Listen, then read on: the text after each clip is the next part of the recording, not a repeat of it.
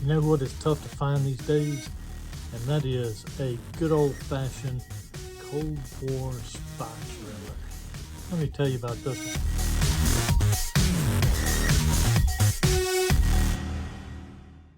Hey guys, Pat Parker coming at you from 52 Books, where we talk about everything from pulp to Pulitzers. And today we're a little bit on the pulp side of things with a 1975 Cold War spy thriller called 6 Days of the Condor by James Grady.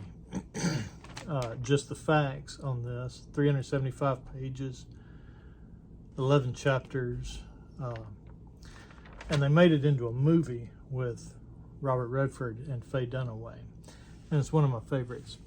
So what is this book about?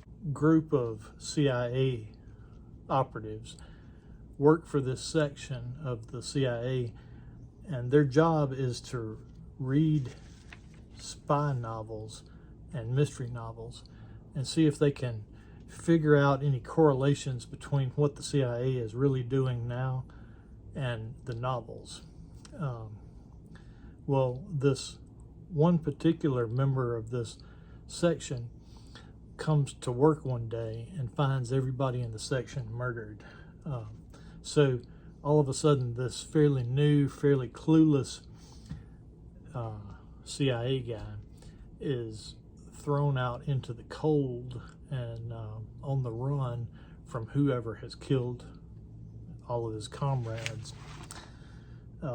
There's not a whole lot that I can say about it beyond that without spoiling it for you. But I do have for you today a list of the top 11 ways that you can tell that this is a 1970s spy thriller instead of a current day thing. All right, the first one, there's cigarettes everywhere. All right, I think currently about 25% of the population smokes. Back then it seems like everybody smoked, and there's cigarettes everywhere in this novel. Number two,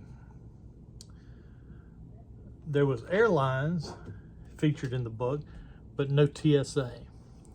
So this was before 9/11, and the security and the procedures of the airport are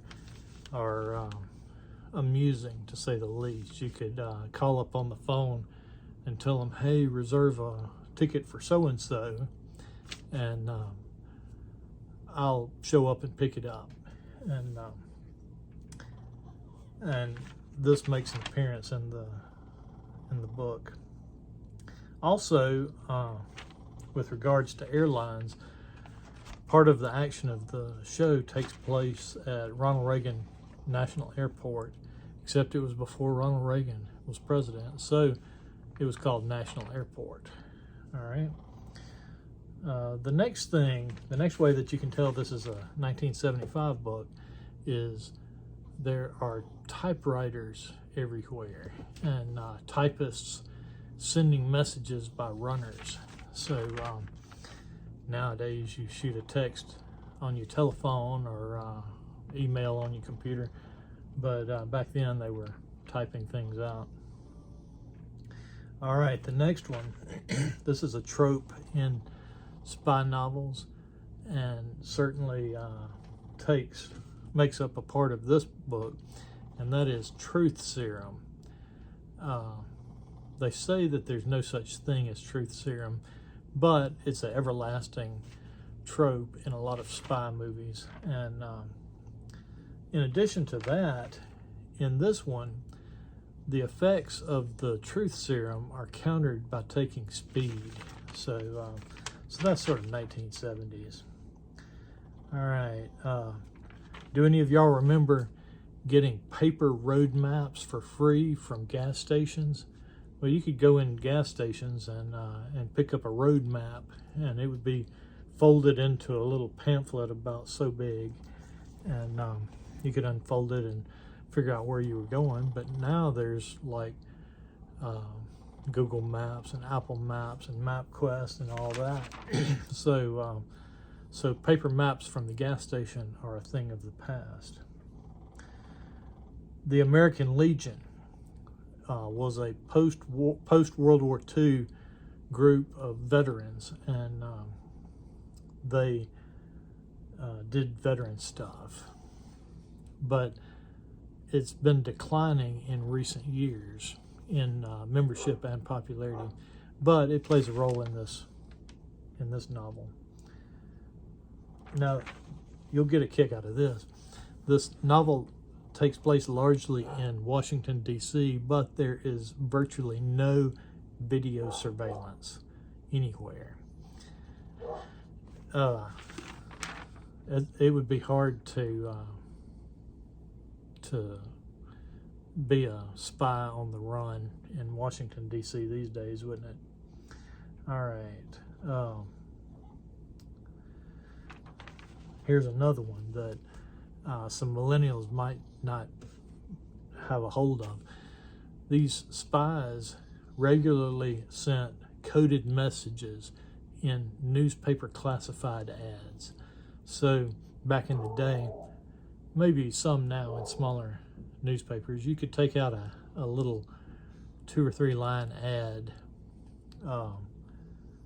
if you wanted to sell your TV or buy a car or hire somebody or something. Well, these spies would write coded messages and then take out a classified ad in the newspaper and put the code in there, and whoever was their contact would get the paper and read the message, and that's how they transmitted some information. Now, of course, there were no cell phones. Everything was done by pay phones or landlines. I can't tell you the last time I've seen a pay phone. And I saw a statistic recently saying that as of today, less than 30% of people in this country have landlines. So the manipulation of the landlines and payphones that was done in 6 Days of the Condor was a thing of the past. One that you might not think of, they paid for virtually everything with cash. Since the recent pandemic, there have been stores that wouldn't take cash. They claimed that they didn't have change, or change was in short supply or whatever. But back in the day, you wouldn't find folks buying everyday things with a credit card, if they even had a credit card. All right, and the last one. I know this one will be totally alien to most folks. One of the characters gets a doctor's bill for $20. I checked that out, and that because of inflation, that is about $120 today. But still, who has ever gotten a bill for only $120 from a doctor? So that's been 11 ways that you can tell that 6 Days of the Condor by James Grady was a 1975 thing. Here I am back again because I got so caught up in the 11 ways that you could tell this was an old book that I didn't tell you my impressions of it.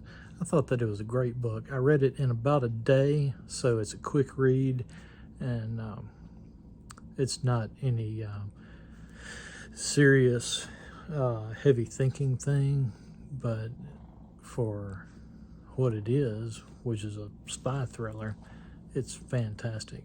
And by the way, the movie is one of my favorites, so I would highly recommend that you check out. The movie version is called 3 Days of the Condor, while the book is 6 Days of the Condor.